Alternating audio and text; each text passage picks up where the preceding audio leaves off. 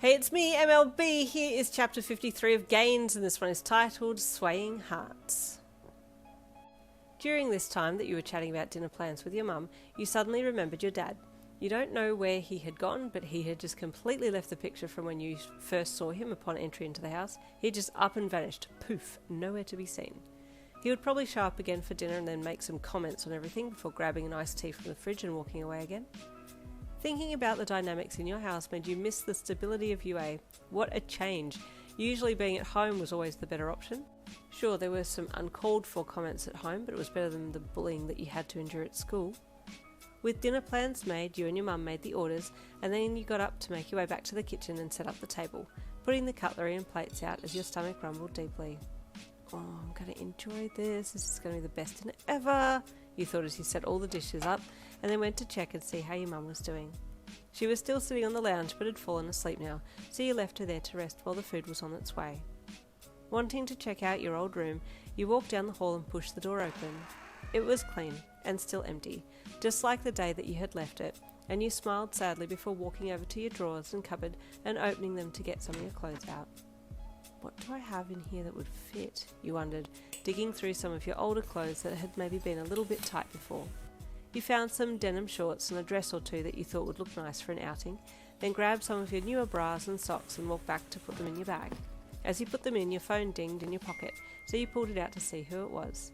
It was Kiri, checking in on you. Oh, I'm so sorry, you texted him back. I completely forgot to tell you that we got home. We're here now. Happy and safe. You smiled as you hit send and saw that he came online right away and started to type his reply. Okay, just checking, he replied. That's what boyfriends do, right? Your heart skipped a beat and you quickly replied to that. I'm so sorry if Mum embarrassed you. She seems to think that any guy I talk about is a boyfriend, he replied, sending the squeezed face emoji on the end. You talk about me? He asked, sending the bashful face emoji on the end. Yeah, I tell Mum everything, he replied. Good things, I hope, he replied with a wink face emoji. Of course, you sent back with the halo emoji. And to let you know, it didn't embarrass me at all, he added, putting the wink face. Is he flirting? You thought, pausing before replying. That's good to know, you replied, face palming when you'd sent it. Damn it, Yin, if he's trying to make a pass at you, just tell him that you like him too. But what if he's just being polite? That's very much a Kiri thing to do. You sighed and closed the app, not sure what else to say. But, as the saying goes, you were saved by the bell. The doorbell, that is, as your food arrived just then, and thank goodness for that, otherwise you would have started contemplating cutting off your own leg and eating that instead. Eagerly you walked to the door and opened it, accepting the food and thanking the guy before turning around to head back in and down the hall. Mum, Dad, food's here, you called, glancing into the lounge room as you passed it. Your mum had heard the word food and was now struggling to get off the lounge to come and eat. Do you need a hand? You asked, pausing for a second as you made to go past the open doorway and walk to the kitchen. I've got it, she puffed. So you kept going so you could set up before she came out so that all she had to do was walk out to the table and sit down again. Your dad may or may not have heard you. You weren't sure as he didn't come out of the study, but you didn't think much of it. Quickly setting the boxes and packets of food down in the centre of the table, you opened them up. The burgers looked so much more greasy than you remembered, and same with the waffles too. They didn't look as appetizing as what you remembered, but the smell wafting from them was pretty good. You took a seat just as your mum came hobbling around the corner, and she beelined for the table and sat down heavily in one of the chairs. Let's eat, she said excitedly. Hun, are you coming? She called to your dad, while reaching across the table to get a burger from the box. You did hear a muffled reply come from his study, but your mum just insisted that you start eating, so you did. You grabbed a burger, loaded fries, waffles, anything within your sight was fair game, and you placed it all down on your plate and then started eating.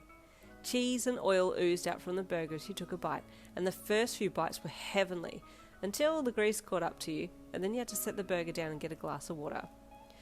Would you like a Diet Coke, my love? Your mum asked. It'll help wash it down. No, it's okay, I'll have a sip of water, that'll be fine, you replied with a smile. Having had your sip, you returned to maybe have some fries, but they were just as greasy, and you had to stop there too. Is everything okay?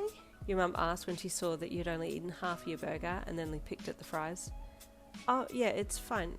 It's just a lot of food, you said with a sweat drop look on your face. You then reached for the curry bowl and popped the lid off, inhaling deeply the rich curry aroma that swelled out from it. Have you tried the curry, Mum? You asked her. No, heavens, no, too healthy for me, she said with a mouthful of burger. Her statement threw you for a second. Too healthy, you thought as you started to dish yourself out some of the delicious curry. I didn't think it was too healthy.